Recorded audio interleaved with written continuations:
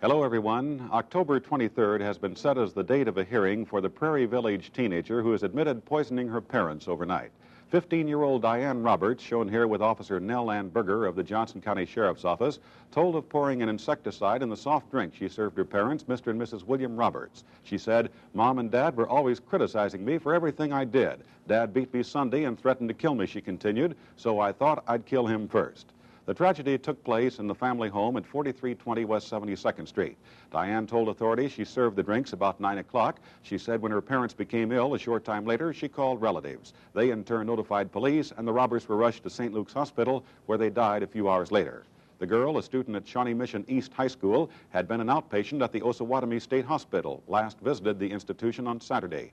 A hospital spokesman said there was nothing in her record to indicate she would do a thing like this. The hearing, a week from Friday, will be on a petition by the county attorney to declare the girl a juvenile delinquent. Until that time, she'll be held in the Johnson County Jail in Olathe.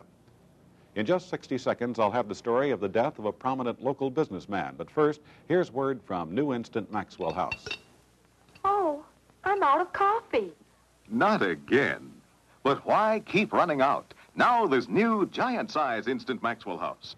A well-known Kansas City industrialist died this afternoon at his apartment. He was Ben C. Adams Sr., board chairman of the gas service company. Adams, who was 79 years old, apparently suffered a heart attack.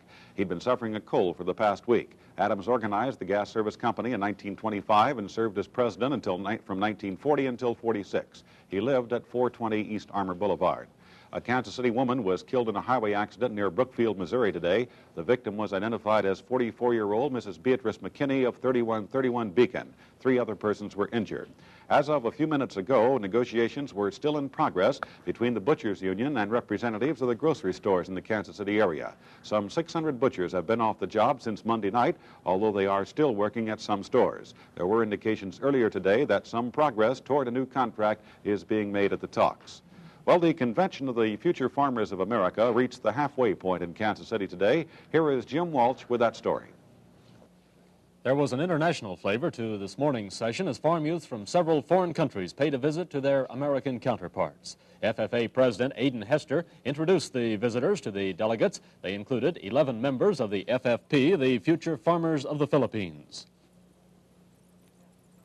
Kansas Senator Frank Carlson spoke to the FFAers briefly. Then he introduced Lawrence Durthick, the U.S. Commissioner of Education. Durthick told the boys that a positive attitude and courage and good judgment to face realities are basic to success. And he emphasized that success cannot come without hard work. The federal official also stated, if we get the other fellow's point of view, it brings out the best in him and ourselves. Later today, a couple of hundred of the farm youths got quite a thrill out of visiting the Richards Gabar Air Force Base. They were served lunch in the Airmen's Mess Hall.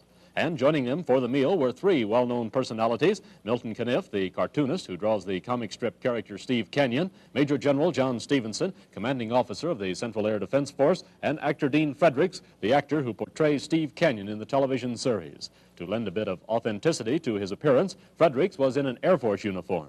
After lunch, Caniff and Fredericks discussed their careers, and Caniff drew several sketches on stage. Incidentally, the FFA convention and the American Royal began lapping over a bit today. Even as the farm youths were in the midst of their convention, the candidates for American Royal Queen were being feted at a luncheon.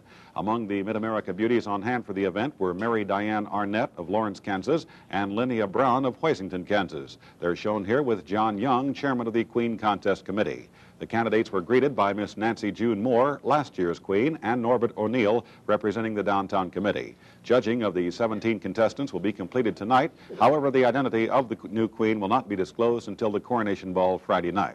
And speaking of Queen candidates, one of the attractive co-eds will reign as homecoming Queen at St. Benedict's College in Atchison, Kansas on Saturday. All students at Mount St. Scholastica College. They are left to right: Barbara Norton of Kansas City, Margaret Fisher of Beloit, Kansas, Judy Lyons of Mission, Carol Ann Moss of Fremont, Nebraska, and Carolyn Coffin of Kansas City. 2 more polio cases were reported in Kansas City today, raising the count for the year to 203. The latest victims are 2-year-old Cynthia Clark of 1235 Highland and 16-year-old Claire Ethel Brown of 2634 Euclid. And we leave you with this thought for the day. In the modern supermarket, you can find almost anything you want except your kids when you're ready to leave. That's the top of the news to now. Harold Mack reporting from Broadcasting House, hoping to see you at 6 tomorrow night. Coming up next, Bill Year Out and word of pleasant weather ahead. See all the latest news tomorrow night at 6, brought to you by new Instant Maxwell House, the coffee brewed from beans still warm from roasting.